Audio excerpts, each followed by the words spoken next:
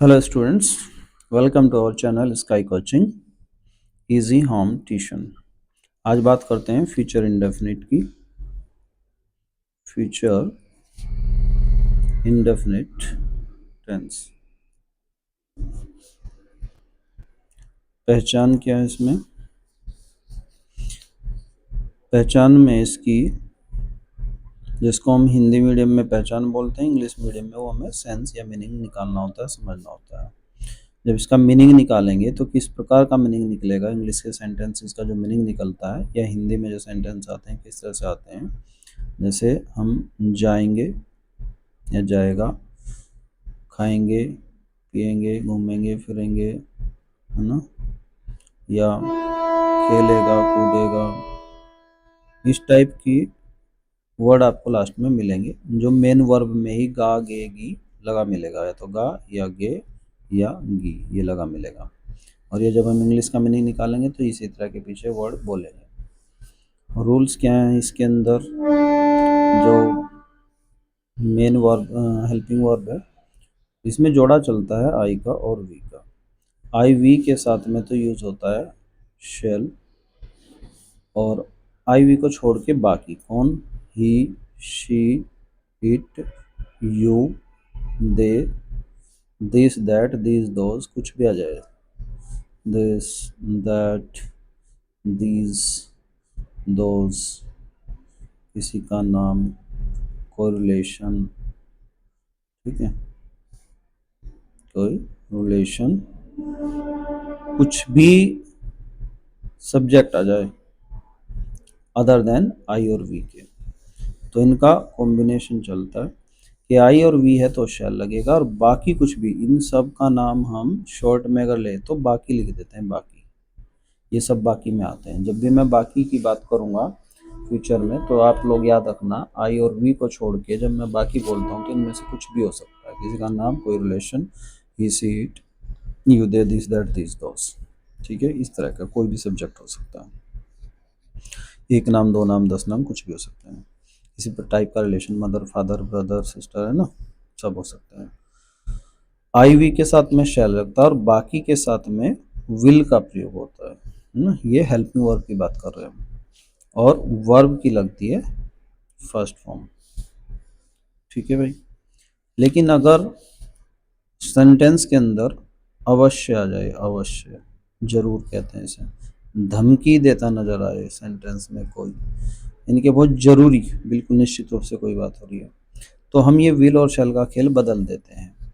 यानी कि अगर ऐसी कंडीशन हो तो जो विल वाली चीज़ है, जैसे जिनके साथ में हम विल लगा रहे हैं उनके साथ में आई वी के साथ में शैल लगा रहे हैं तो उसके साथ में विल लगाने लगेंगे, और बाकी कोई और सेंटेंस है उसके साथ में हम शैल लगाने लगेंगे, ठीक है। तो इनके इधर शैल आ जाएगा, उधर विल चला जाएगा। कब? जब जैसे कि मैं दिल्ली जाऊंगा तो आई शैल गो टू दिल्ली, शैल आएगा के साथ शैल। लेकिन मैं दिल्ली जरूर जाऊंगा, अवश्य जाऊंगा, तो I will go to Delhi, ठीक है, इस तरह से। जैसे वह मुझे पीटेगा तो he will beat me, will आ जाएगा ही के साथ। लेकिन वह मुझे जरूर पीटेगा तो ही शैल क्रॉस में आ जाएगा। ये है स्पेशल इसका, और ये पूरे फ्यूचर में चलेगा भाई। आगे मैं बताऊं ना बताऊं, याद रखना, फ्यूचर के 4 पार्ट में ये खेल चलता है। अभी के लिए हम याद रखेंगे शैल और विल। सेंटेंस बनाते हैं, जैसे मेरा भाई आज मुझे बहुत पीटेगा, ठीक है भाई। गागेगी आ गया मेन वर्ब में, तो हमने समझ लिया पहला काम यही होता है भाई। टेंस के पीछे देखो कौन सा हो गया, ये फ्यूचर का इंडेफिनिट। ये समझते ही हमें इसके रूल याद आ गए। उसके बाद देखेंगे सब्जेक्ट कौन है, मेरा, मेरा नहीं होता, मेरा भाई, मतलब कई लोग सिर्फ इतने को सब्जेक्ट बोल लेते हैं, लेकिन ये देखना काम कौन करेगा, मेरा नहीं करेगा, मेरा भाई करेगा, तो ये पूरा सब्जेक्ट है।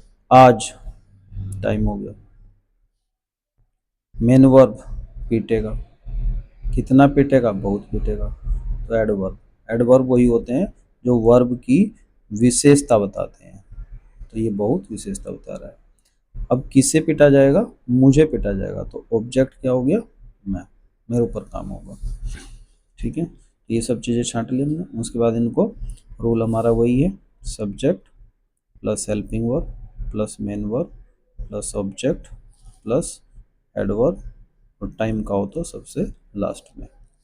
ठीक है भाई, इसी के अकॉर्डिंग क्रम मैंने सजा देना। सबसे पहले मेरा भाई, क्या लिखेंगे, माई ब्रदर, सब्जेक्ट हो गया। उसके बाद हेल्पिंग वर्ब का नंबर, हेल्पिंग वर्ब क्या लिखेगी, मेरा भाई। मेरा भाई, अच्छा ये बताओ इसमें अदर्स में आता है या आई वी है, मेरा भाई तो माई ब्रदर है, आई वी तो दोनों ही हैं बस, ये उसमें तो मैच हो नहीं रहा, ये तो इन में आएगा अदर्स में, बाकी में। ठीक है, मैंने जो रिलेशन बताया था ना, रिलेशन वाले पार्ट में पढ़ता मेरा भाई। ठीक है, तो माई ब्रदर के साथ में क्या लगना चाहिए, will. My brother helping verb लगेगी विल, क्या करेगा, मेन वर्ब आएगी, मेन वर्ब का नंबर है तो क्या होगा, पीटेगा, पीटने को क्या बोलते हैं, बीट, और क्या लगेगी, फर्स्ट फॉर्म। ठीक है भाई, माई ब्रदर विल बीट, किसको पीटेगा, ऑब्जेक्ट नंबर आ गया, ऑब्जेक्ट कौन है, मुझे, और मुझे की स्पेलिंग क्या होती है, इंग्लिश क्या होती है, me, my brother will beat me. कितना पिटेगा, बहुत, बहुत को क्या लिख सकते हैं, वेरी मच, बहुत पिटेगा या बहुत अधिक पिटेगा, ये एडवर्ब है। ठीक है भाई, फिर कब पिटेगा, आज, तो ये टाइम वाला एडवर्ब है, और सामान्यतः हम लास्ट में लगाते हैं टाइम वाला एडवर्ब। तो मेरा भाई आज मुझे बहुत पिटेगा, my brother will beat me very much today, right. इसके बाद बात करते हैं हम, अगर इसका नेगेटिव बनाना पड़ जाए तो, माई ब्रदर विल के बाद नोट आएंगे, लगाएंगे will not beat me very much today, बस यहाँ तक चेंज है। तो विल नॉट को शॉर्ट में वॉन्ट लिख देते हैं, WON, और अपोस्ट्रोफी लगा के तो कहीं आपको ये वर्ड लिखा मिले वॉन्ट, तो इसको समझ लेना, इसका मतलब होता है विल नॉट। इसी तरह शैल नॉट को शेंट लिख देते हैं। एक शैल वाला लेते हैं, आई आई वालों में से ले लेते हैं, जैसे हम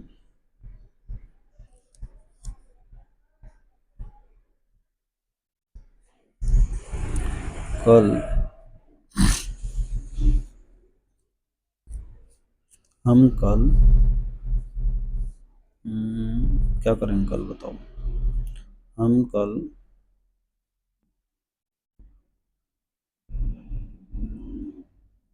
कार से उनके स्कूल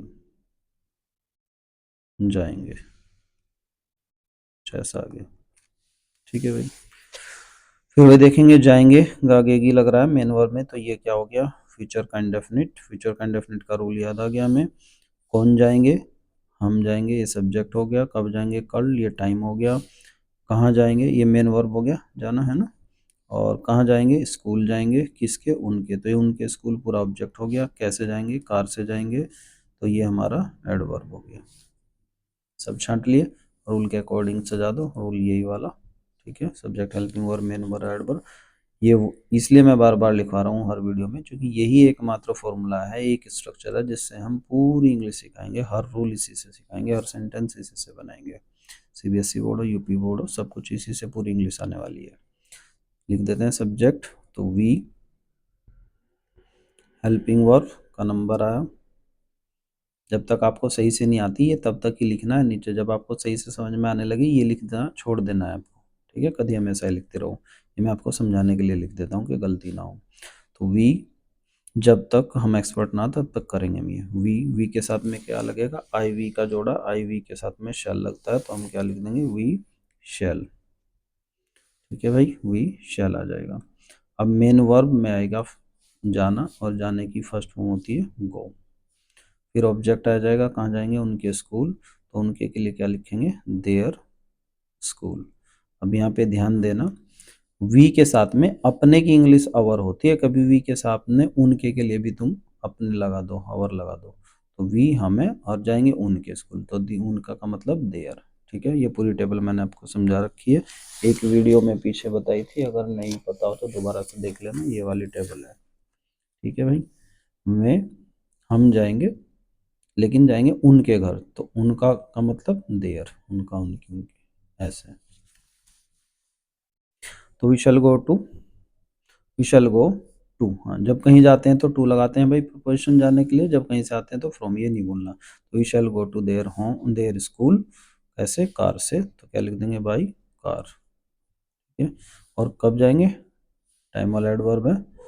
और देखो नेक्स्ट आएगा फ्यूचर में, नेक्स्ट डे को, तो यस्टरडे होता है पिछले वाला, अगला होता है टुमारो, तो टुमारो जाएंगे, यहाँ पे लिख दो, ठीक है भाई।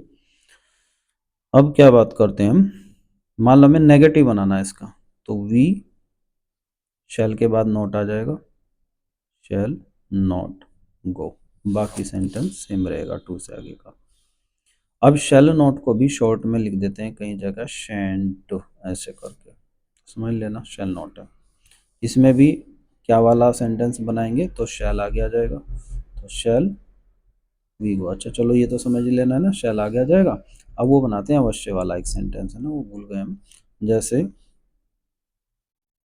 आप कल यहाँ अवश्य आएंगे, मान लो इस तरह का सेंटेंस हो गया, अवश्य आएंगे या जरूर आएंगे, या आपको कल यहाँ आना होगा, इस तरह का है ना, जरूर जरूर वाली सेंस आ गई इसमें। तो हम वैसे तो आपके साथ में यू है, और यू के साथ में लगता है विल, लेकिन हम यू के साथ में अब यहाँ पे शैल लगाएंगे, यहाँ पे अवश्य वाली बात आ गई, तो हम क्या लगेंगे आपके लिए यू, और विल ना लगा के क्या लगाएंगे शैल, तो यू शैल हेल्पिंग, और क्या आ गई यहाँ पे शैल, यू शैल आएंगे को कम, बाकी तो सेम ही है, यू शैल कम हियर, यहाँ के लिए here, you shall come here, आप यहाँ जरूर आएंगे, अवश्य आएंगे, ये मतलब हो गया कल टुमारो, ठीक है। तो टुमारो आएंगे, you shall come here tomorrow, बस ये इसमें स्पेशल था कि you shall come here tomorrow. तो शैल से समझेंगे कि यू के साथ में सामान्यतः विल लगता है, जबकि शैल आ तो मतलब जरूरी बात है। इंग्लिश मीडियम वाले क्या समझेंगे, you shall come here tomorrow मतलब तुम्हें जबरदस्ती कहा है, अवश्य कहा कि तुम्हें बिल्कुल पक्का आना है। अगर यू विल बिल बोला तो नॉर्मल बात थी, और यू शैल बोल दिया तुमने कि जरूर आना है। सीबीएसई बोर्ड वालों के सामने ऐसा सेंटेंस लिखा है कि we shall go to their school by car, तुम्हें कहीं भी लिखा हुआ सेंटेंस उनकी बुक में आप पढ़ेंगे तो उसका मीनिंग ये केवल यही या ऐसा ही सेंटेंस ना हो, इस तरह की चीज़ें शैल और फर्स्ट फॉर्म वगैरह लगे हुए मिलेंगे कहीं भी किसी भी सब्जेक्ट में इंग्लिश मीडियम में, तो आप इसी तरह से उनका मीनिंग निकालेंगे, है ना। सीबीएसई बोर्ड वालों के लिए इधर से इधर समझने की ज़रूरत है, यूपी बोर्ड वालों के लिए इधर से इधर समझने के लिए ज़रूरत है, लेकिन दोनों के लिए दोनों साइड से कंपलसरी है उनकी डेली लाइफ के लिए और क्वेश्चंस के आंसर जनरेट करने के लिए। मान लो आपने क्वेश्चन समझ लिया, टीचर ने स्कूल में समझा दिया, उसकी हिंदी में या अपनी मदर टंग में आपको समझ आ गया क्वेश्चन, लेकिन आपको उसे इंग्लिश में ट्रांसलेट करना है अपने माइंड से, तो इससे इधर पहुंचना है सीबीएसई बोर्ड वाले के लिए या यूपी बोर्ड वालों के लिए भी। सीबीएसई बोर्ड वाले बुक पढ़ रहे हैं तो इससे ये बनाना है, ये समझना है सेंस, तो इससे इधर समझ सकते हैं, मतलब दोनों बोर्ड के लिए दोनों साइड से इम्पोर्टेंस है इसका। ग्रामर को ये मत सोचना कोई कि भाई हम यूपी बोर्ड वाले या सीबीएसई बोर्ड वाले हमारे लिए नहीं है ये, या उनके लिए नहीं है, ये दोनों बोर्ड के लिए, और सीबीएसई बोर्ड के लिए तो और भी ज़्यादा इम्पोर्टेंस हो जाता है, क्योंकि उनमें ये ग्रामर इस तरह से पढ़ाई नहीं जाती। ठीक है भाई, ये फ्यूचर इंडेफिनिट हो गया, नेक्स्ट क्लास में लेंगे हम फ्यूचर कंटिन्यूस।